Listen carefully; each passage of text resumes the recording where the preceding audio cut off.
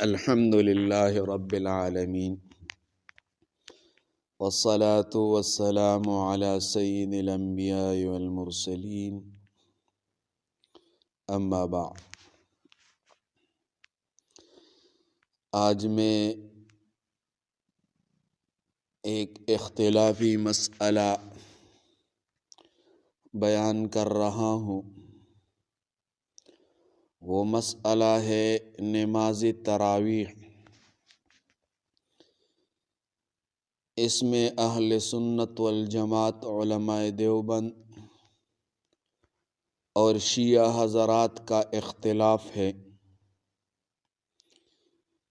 مسئلے کا خلاصہ یہ ہے، اہل سنت والجماعت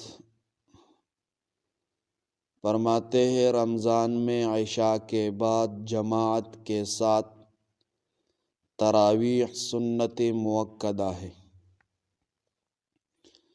شیعہ جماعت کے ساتھ شیعہ حضرات کہتے ہیں جماعت کے ساتھ تراویح کو بدعت کہتے ہیں، انفرادی نفل مانتے ہیں۔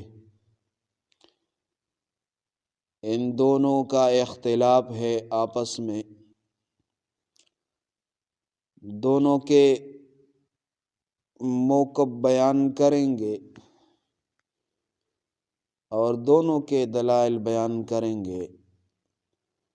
لیکن اس سے پہلے اگر آپ لوگ ہمارے چینل میں نئے آئے ہو تو ہمارا چینل سبسکرائب کرے اور خاص کر یہ ویڈیو شیعہ عوام تک پہنچائے تاکہ ان کو یہ مسائل معلوم ہو جائے اور وہ لوگ بھی امامت جماعت کے ساتھ تراویح شروع کریں۔ اب ہم اہل سنت والجماعت علماء دیوبند کا موقف بیان کریں گے۔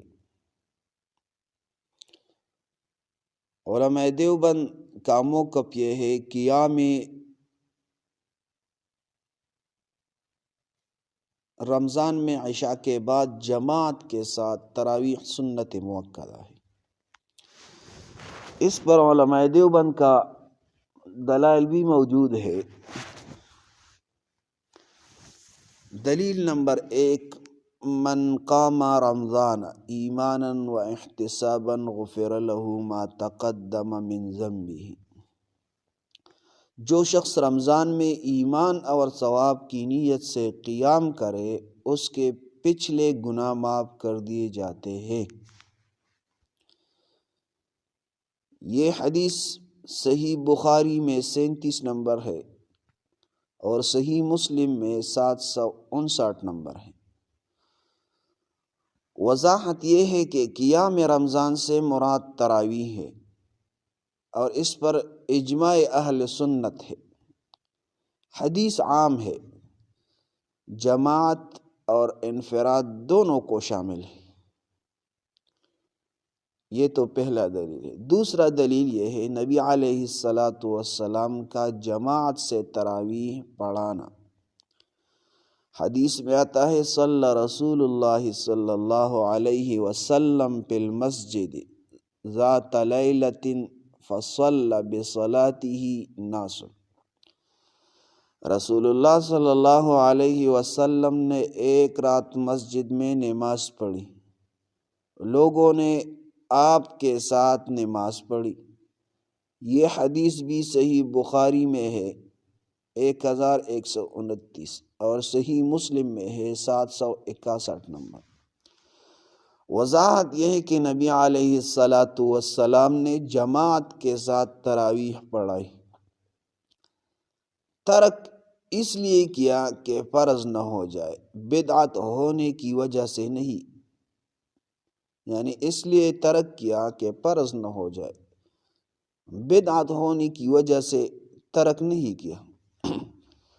تیسرا دلیل یہ ہے حضرت عمر رضی اللہ تعالیٰ عنہ کا جماعت کو جاری کرنا۔ حدیث میں آتا ہے نعم البدعۃ ھذہ، یہ کتنی اچھی بدعت ہے۔ صحیح بخاری میں 2010 نمبر حدیث ہے۔ اہل سنت والجماعت اس حدیث کی وضاحت کرتے ہیں، یہاں پر بدعت لغوی معنی میں ہے، شرعی بدعت مراد نہیں ہے۔ اصل عمل نبی علیہ السلام سے ثابت تھا۔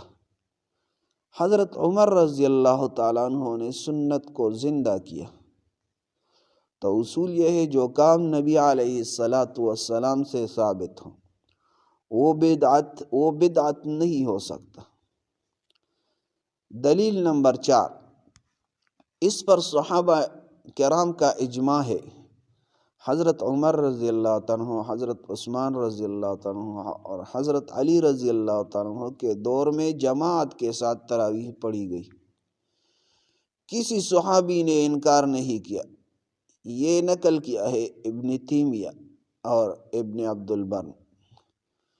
اجماع صحابہ اہل سنت کے نزدیک قطعی دلیل ہے۔ 5 نمبر دلیل یہ ہے، فقہ حنفی کا موقف یہ ہے، الدر المختار، التراویح سنت مؤکدۃ بالجماعت، تراویح جماعت کے ساتھ سنت مؤکدہ ہے۔ یہ تو اہل سنت والجماعت کے کا موقف اور اس کے دلائل تھے۔ اب ہم شیعہ کے دلائل بیان کریں گے اور اس سے جوابات کریں گے۔ شیعہ کا موقف یہ ہے، شیعہ کا دعویٰ جماعت کے ساتھ تراویح بدعت ہے۔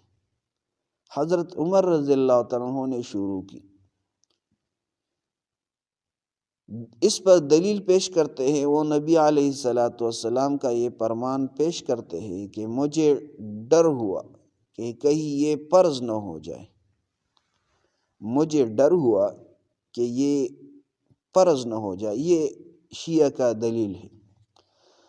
اہل سنت والجماعت جواب دیتے ہیں، یہ علت کے زوال کے بعد ممانعت نہیں رہتی، یہ علت کے زوال کے بعد ممانعت نہیں رہتی۔ نبی علیہ السلام کے وصال کے بعد فرض ہونے کا اندیشہ ختم ہو گیا، اسی لیے حضرت عمر رضی اللہ تعالیٰ عنہ نے اسے جاری کیا۔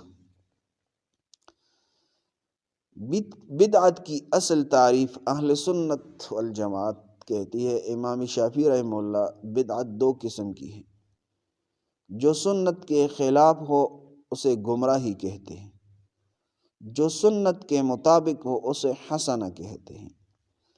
تراویح بدعت حسنہ بھی نہیں بلکہ سنت ثابتہ ہے، تراویح بدعت حسنہ بھی نہیں ہے بلکہ سنت ثابتہ ہے۔